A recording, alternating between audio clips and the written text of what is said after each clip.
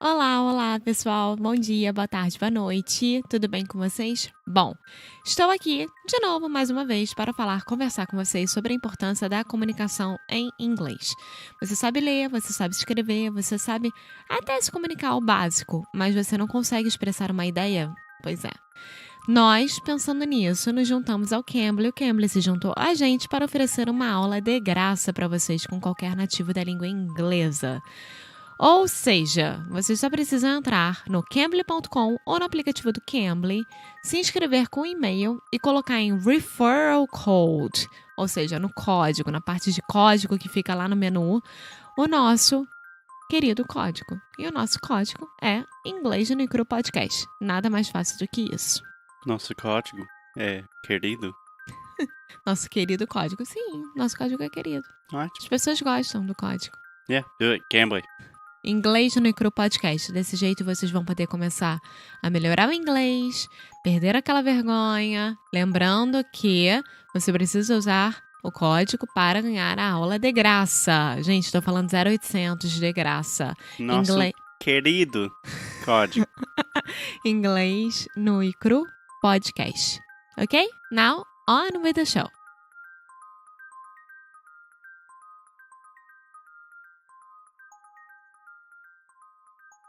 Hey, Alexia, how are you doing? Hey, Foster. I'm fine. What about you? I am doing great. We are at the lake, which is always nice. Hi, Lodge. That's a long story that we're not going to get into. Just a quick technical note.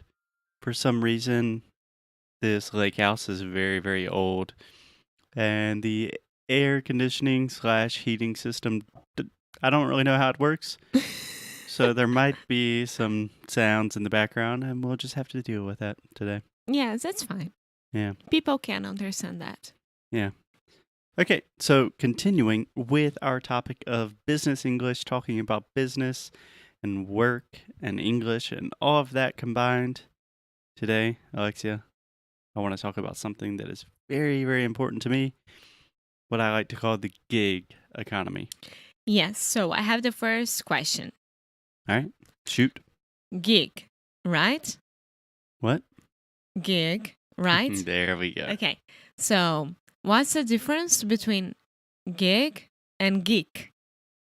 Because they are, I don't know, when you're talking really fast, I always make my mind go to gig economy. Yes. So, Alexia, some hard truth here. I think this is your biggest pronunciation mistake. This is the most important area of your English that you need to focus on.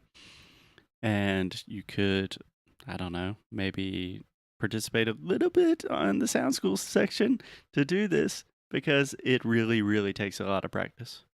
I'm not saying that you haven't done it and worked on it, but I'm saying this sound in particular is especially hard. Yes, it is. That's why I'm asking you. Yeah. Okay. So what you're asking about two different words. The word geek, which is like a nerd, right? Or, a smart person can be a positive or negative thing. And then gig. Okay? Like a gigabyte. So this last one, gig, is G-I-G, right? Yes. And then geek would be G-E-E-K. Yeah. Okay. So the difficult thing here for you is the E and the I sound, as always. So geek, like a nerd, is the E sound, which is the exact same sound as in Portuguese. Like E mais alguma coisa. G-E-E. Geek. Perfect.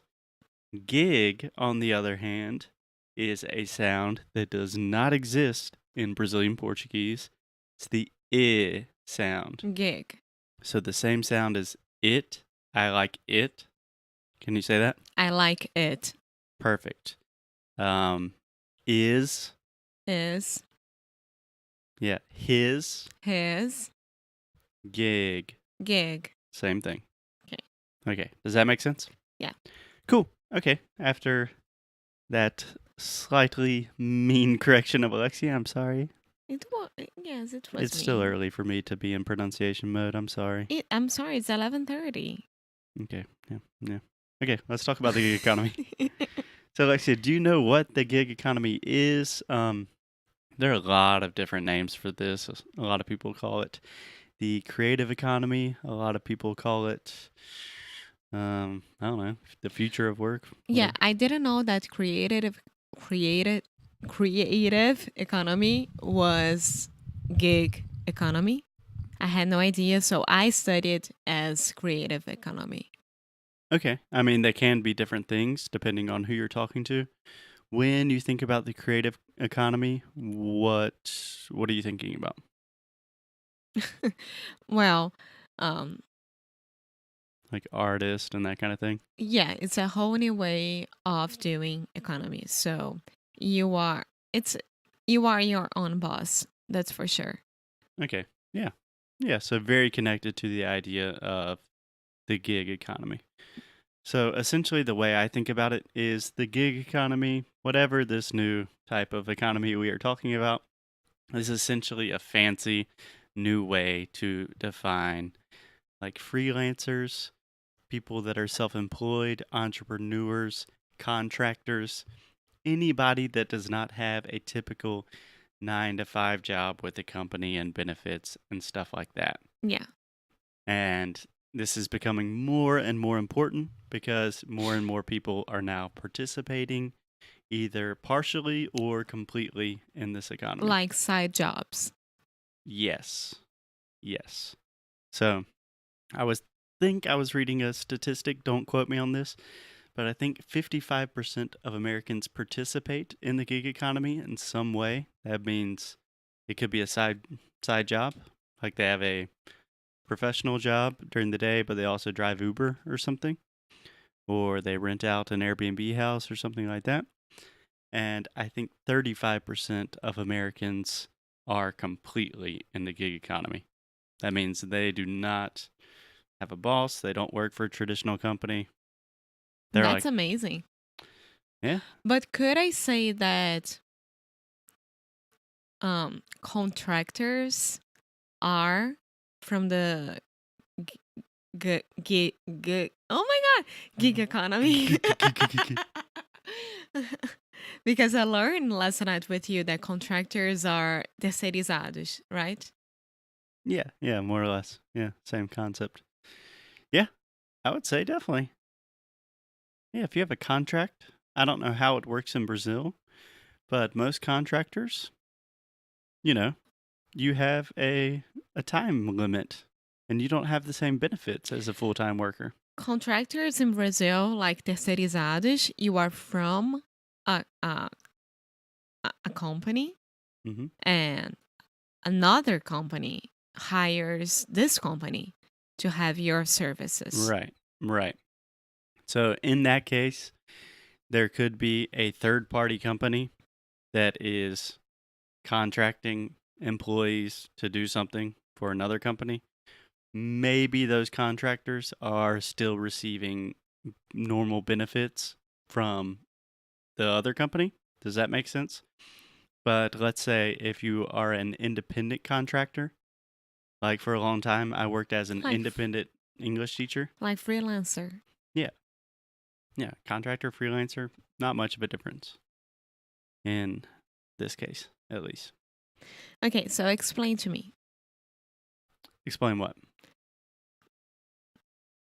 what you want to talk about. Oh, well, I thought there was a question that I had not answered. Are we clear more or less on what we were talking about with the gig economy? Yeah. Right? That more and more people, especially in the US, but all over the world, the idea of having a traditional, stable job with benefits, that typical 9 to 5 thing, that is becoming less and less of a reality. And the new reality is starting to look a lot different with a lot of different side projects, some freelancing, some independent contracting, etc. Perfect.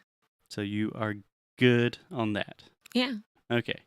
So first, I just want to get your general opinions. Do you think it's a good thing? Do you think it's a bad thing?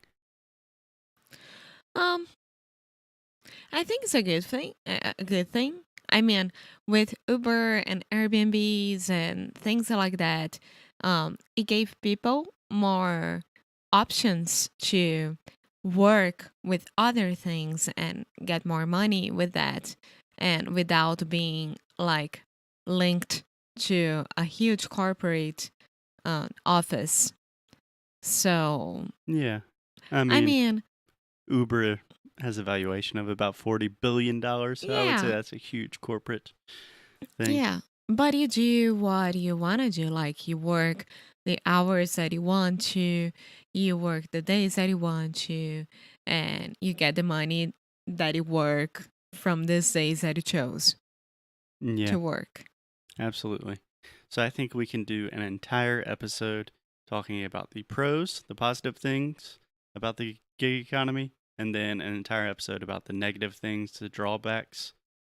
But in general, I feel like you have the feeling that it's more positive than negative. It depends because I'm looking at it as a single woman with no kids But to single raise. woman. You understood. No, I I'm didn't. not married. That's for sure. Okay, you're in a relationship. Yes, I am, with no kids and like no responsibility in that case. So A I can, lot of dogs. yeah, I can work for myself. I can work to have money for my living. I mean, but if I had a family with kids to raise and put in schools and a need of a good health care, I don't know if that would be the perfect choice. Yeah, I think that is a great place to end it for today. Tomorrow we will talk about the positives, and then the day after that we'll talk about the negatives. Okay. Sound good? And I'm not single, amor. I have you. You are my boyfriend. Obrigado. Beijo. Beijo. Hey guys, thanks so much for listening to another episode of Inglês no Rádio. If you like what we do, if you want to support the show, here's what you can do. Leave a rating and review on Apple Podcasts or Android, wherever you listen to the podcast. It really helps other people discover the show. And you can sign up for our VIP newsletter. So each time we release new courses, early discounts for Sound School, new worksheets, special discounts, the people on our newsletter are the first to know. So if you are interested in the things we are doing, go to inglesnucru.com and sign up. And as always, keep up the good fight and lose well. Até já.